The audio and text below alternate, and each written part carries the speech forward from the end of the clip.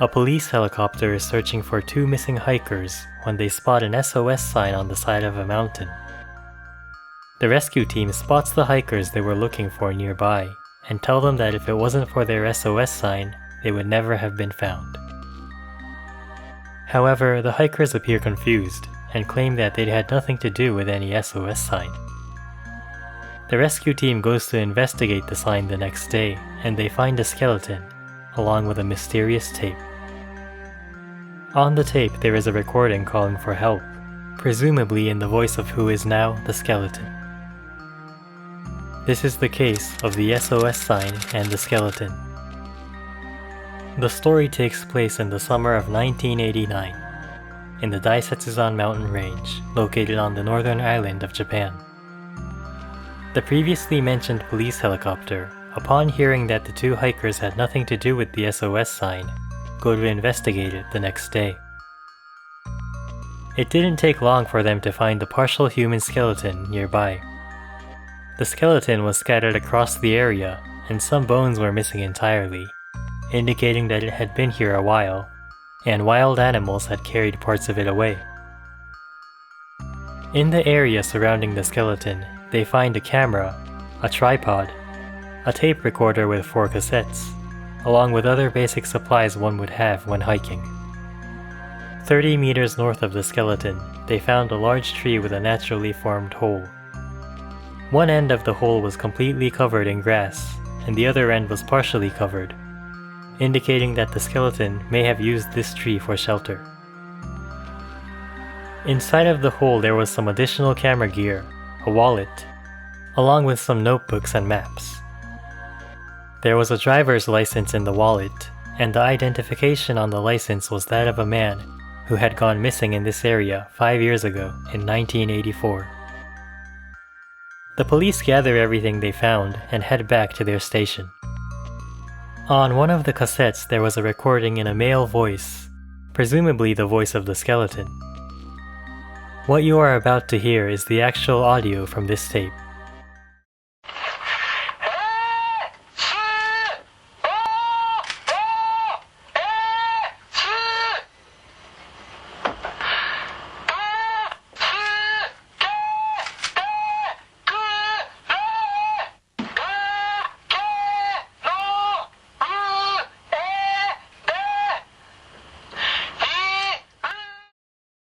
The entire recording was, "SOS, I am stuck on this cliff. SOS, please help. I am where I first saw the helicopter. The Sasa is too deep. I cannot go back up. Please lift me up from here." Sasa is a type of plant that grows in this area. I will get back to this point later. An interesting fact is that other than his voice recording, the cassette tapes had songs from anime such as Macross and Princess Minky Momo, making it likely that the Skeleton Man was an anime fan. Initial examinations of the skeleton concluded that it belonged to a female, which caused confusion because the identification on the driver's license and the voice on the cassette tape were that of a man. This examination would later be corrected, and the skeleton was found to be that of a male. They also matched the picture on the driver's license to the face of the skeleton and found that it was indeed the same person. The Skeleton Man had submitted a hiking plan to the local authorities before entering this mountain 5 years ago, and we can use that to determine what happened to him on his fatal hike. His initial plan was to cross over the summit from the north to the south and exit via the ropeway station to the west. This was a very common route used by hikers in this area, and a vital landmark on this route was a large, square rock to the south of the summit. If you turn right at this rock and follow the ridge, it will lead you to the ropeway station. However, if you drift off course slightly to the east, there is a very similar looking rock, and if you happen to turn right at this rock, it will lead you south, off the beaten path. This was the direction the SOS sign and the skeleton were found. This is a common mistake hikers traversing this route make, and was most likely what occurred to the two hikers who were actually rescued at the beginning of this video. If one keeps proceeding south, they will enter an area with a large amount of sasa, the plant the skeleton man was referring to in the tape recording.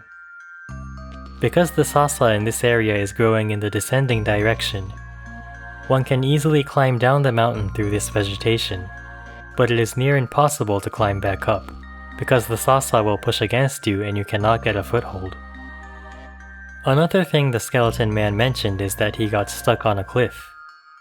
So he must have found himself in a situation where he cannot climb back up due to the sasa, nor could he keep going down because he had reached a cliffside, a kind of natural trap. A crew of news reporters actually got stuck in a similar trap and had to be rescued when they tried to get down to the SOS sign, indicating that it is indeed an area that people can easily get stranded in. As for the SOS sign itself, each letter was about 5 meters tall, made from birch trees. It was found that this sign could be seen in an aerial photo taken in 1987, but not on an aerial photo of the same area taken in 1982. The skeleton man went on his fatal hike in the year of 1984, so it is likely that he was indeed the one that made the sign. So now we have a basic understanding of what happened. This man used the wrong rock as a landmark, causing him to go way off the beaten path. He descended through the sasa but ran into a cliff, and couldn't turn back because of the thick sasa was preventing him from coming back the way he came. He would then make this SOS sign to increase his chances of getting rescued, but rescue never came, and he passed away to the elements. However, there are a few questions that remain. First, the area the SOS sign was found was actually not on top of a cliff. It was in a marsh area further down the mountain. So he did find a way to somehow climb down the cliff. If so, why didn't he simply walk off the mountain? A map was found in the tree he had taken refuge in, so he should have had a means to navigate. Second, why make the SOS sign in the first place? The letters were 5 meters tall, meaning that the logs used to draw them were about 2.5 meters each. Cutting down and hauling this much lumber would be a tremendous effort. Which brings us back to the question, if he had the energy to do all this, why didn't he simply walk off the mountain towards civilization? Finally, why did he make the tape recording? The common theory is that he recorded his voice so he could replay it through the cassette player at a high volume, making his voice more audible to people in the area. But this was a handheld, battery-powered player. A human yelling would probably be louder than this player at maximum volume. Another thing to point out is that he says on the recording that he is stuck on top of a cliff. But as previously mentioned, the SOS sign and his body was found further down the mountain. This means he must have made this recording before he found a way to get down the cliffside. If I were to make a guess, I would assume that although he managed to climb down the cliffside, he couldn't figure out where exactly he was on the map. He then decides that rather than walk around aimlessly, he would stay put, and made the SOS sign to increase his chances of him being found. He spent his final days in the tree, but rescue never came. Sensing that the end was near, he used his last bit of energy to lie next to the SOS sign, where he drew his last breath. Although this is a tragic tale of a man dying alone in the mountains, his SOS sign ended up saving the lives of 2 other hikers, so hopefully his spirit can rest easy. I kind of find it strange that if he had the idea of recording a call for help on his cassette player, why didn't he leave a more detailed record of his situation? Or a farewell message to his family? I guess by the time he was nearing his death, he just wasn't in a state of mind to do so. One aspect of this case I wanted to find out is what was taken on his camera he was carrying around. But I couldn't find any information on that, so it remains a mystery. What do you think actually happened to the skeleton man? Would you have been able to survive had you been put in a similar situation? Let me know in the comments below. Thank you for watching until the end. Please like and subscribe so you don't miss the next episode. I'll see you next time.